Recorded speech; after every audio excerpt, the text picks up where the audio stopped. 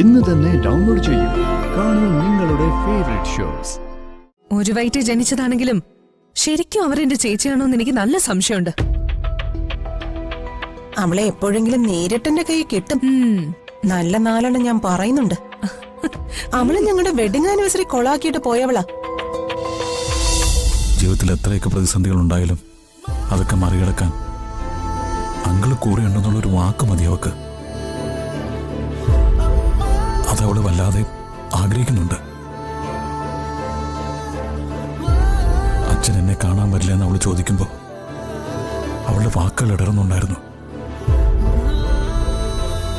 ഇനിയും അവളെ സങ്കടത്തിലേക്ക് തള്ളിവിടലേ അങ്കളെ.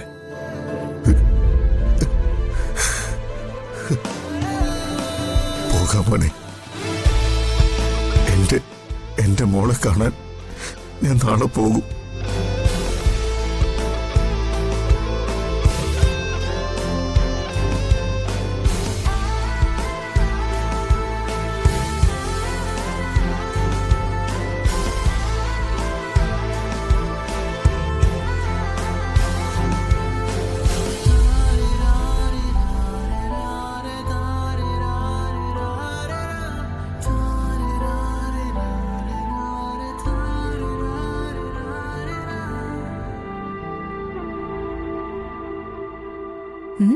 ഞാനൊരു സംശയം ചോദിക്കട്ടെ? എന്താ നിന്റെ സംശയം?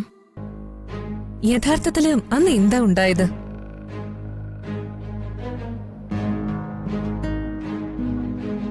ഏട്ടത്തേക്ക് അപകടം സംഭവിച്ചാലും അവന്റെ ചേച്ചിക്ക് എന്തെങ്കിലും പങ്കുണ്ടോ? ഇല്ലെങ്കിൽ പിന്നെ അർച്ചനേട്ടത്തെ ആ റൂമിൽ എങ്ങനെ എത്തി?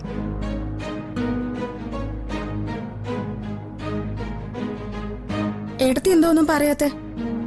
അനഘ ചോദിച്ച സംശയം ഞങ്ങളുടെ മനസ്സിലുണ്ട്.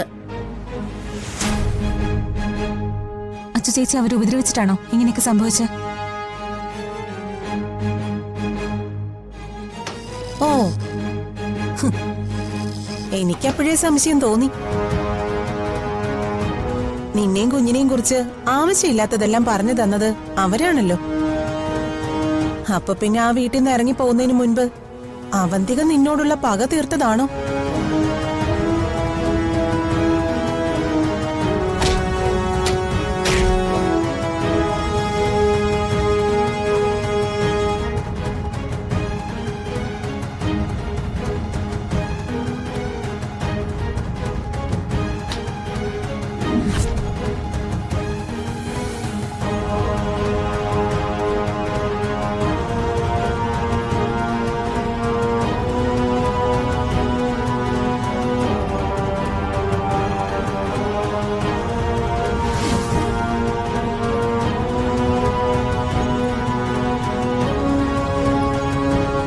ഏട്ടത്തി, ഞങ്ങളോട് ഒന്നും ഒളിക്കണ്ട.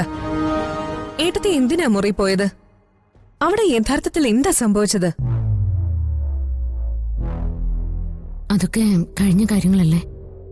ഇനി അതിനെക്കുറിച്ചൊക്കെ പറഞ്ഞിട്ട് എന്താ കാര്യം? നിങ്ങളൊന്ന് വിട്ടേ.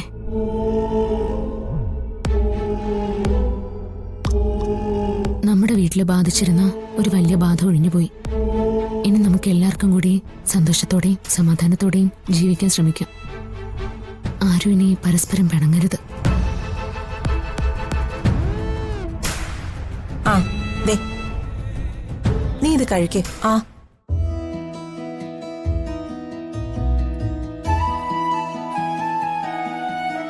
നാത്തൂനോട് ഇപ്പൊ എന്താ ഒരു സ്നേഹം?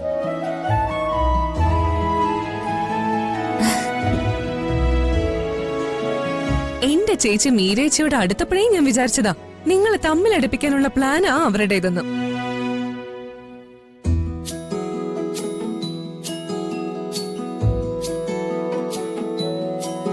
ഒരു വയറ്റ് ജനിച്ചതാണെങ്കിലും ശരിക്കും അവരെന്റെ ചേച്ചിയാണോന്ന് എനിക്ക് നല്ല സംശയമുണ്ട്. അവളെ എപ്പോഴെങ്കിലും നേരിട്ടെന്റെ കൈ കിട്ടും. നല്ല നാലെണ്ണം ഞാൻ പറയുന്നുണ്ട്. അവള് ഞങ്ങളുടെ വെഡിങ് ആനിവേഴ്സറി കൊളാക്കിയിട്ട് പോയവളാ. അതിന്റെ പാപഭാരവും അച്ചുചേച്ചിയുടെ തലയിലാണല്ലോ കെട്ടിവെച്ചത്. അതിരെ, ഇനി നീ അതൊന്നും പറഞ്ഞ് വിഷമിപ്പിക്കല്ലേ. എനിക്കിപ്പോ അർച്ചനയോട് ഒരു പിണക്കവും ഇല്ല. അതിന്റെ കാര്യമൊക്കെ ഞാൻ അറിഞ്ഞു. അമ്മ എന്നോട് പറഞ്ഞായിരുന്നു.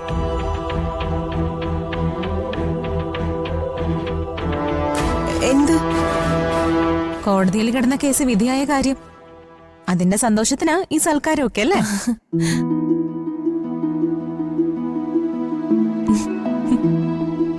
ഒന്ന് പോടി അവിടുന്ന്.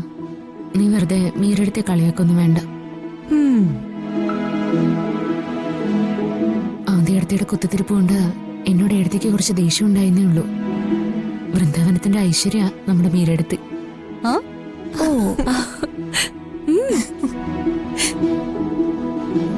നീ ഇതോടി കഴിക്ക്.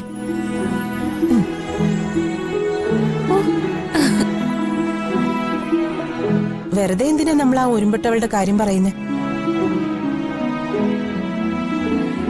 അല്ല, നമ്മള് ഇങ്ങനെ നിന്നാ മതിയോ?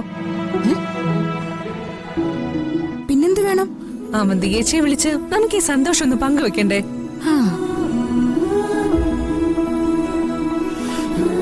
അർച്ചനേട്ടത്തി ഒറ്റയ്ക്കല്ലെന്ന് അവരൊന്ന് അറിയട്ടെ. അതെന്തായാലും ശരിയാ. നമ്മളെല്ലാവരും ഒറ്റക്കെട്ടാണെന്ന് അവരെ ഒന്ന് മനസ്സിലാക്കി കൊടുക്കണം. നിങ്ങൾ വെറുതെ ആവശ്യമില്ലാത്തതൊന്നും പോണ്ട. ഇറക്കി വിട്ടവരുടെ പിന്നാലെ ചെന്ന് അവരെ ഇനി ഉപദ്രവിക്കാൻ വേണ്ട. അവരവരുടെ പാട്ടിന് പൊയ്ക്കോട്ടെ.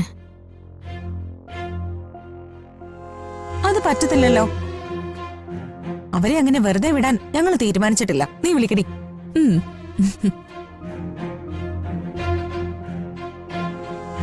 വേണ്ട. ഒന്നുമില്ല. എന്തിനാ വെറുതെ ഇനിയും പ്രശ്നങ്ങൾ ഉണ്ടാക്കുന്നേ? അവന്തിയടുത്ത് നമ്മുടെ വീട്ടിൽ നിന്ന് ഇറങ്ങി പോയതല്ലേ?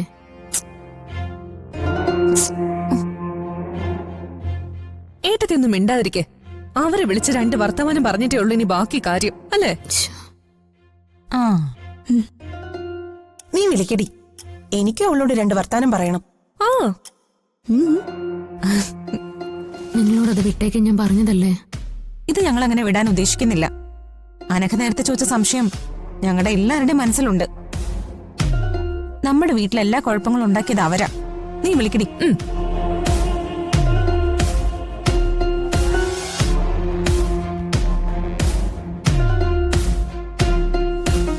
ബെല്ലുണ്ട്. ആ,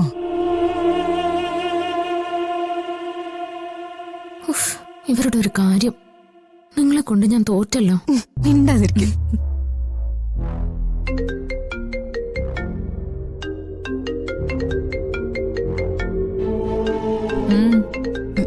മാഡം, കുറച്ചു നേരമായി ഫോൺ ബെല്ലടിക്കുന്നു.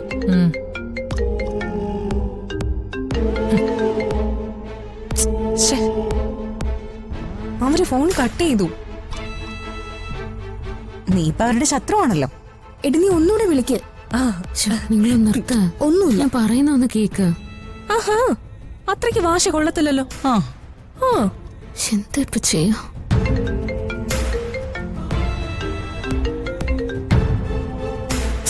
ശ്ശേ.